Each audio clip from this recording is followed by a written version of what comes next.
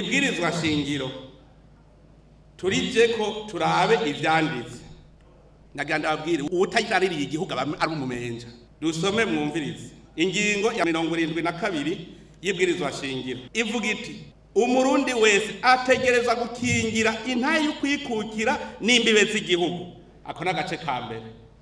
bavuze ngo imbonera kure bavuze umudasigana bavuze ivyuma vy'indege bavuze nde umurundi wese agace ka kabiri umurundi wese ategerezwa kwamagavye kandi agatera agacumu k'ubumwe mu kugwanira igihugu c'amavukiro kwamugavye kuvuga iki bamwe bavuga rero ngo ntitugira irondo utegeza kwamugavye umurundi wese ategeza kwama kwirondo ahari hose araririye kugwanira igihugu c'amavukiro n'intahe y'ukwikukira agace ka gatatu umurundi wese n'umunyamahanga wese aba mu Burundi aha rero muvyumve neza umurundi wese n'umunyamahanga wese aba mu Burundi ategerezwa kwirinda guhungabanya umutekano w'igihugu wabonye uko umwasagira atera Burundi ukanka gukebura abarundi ngo bikingire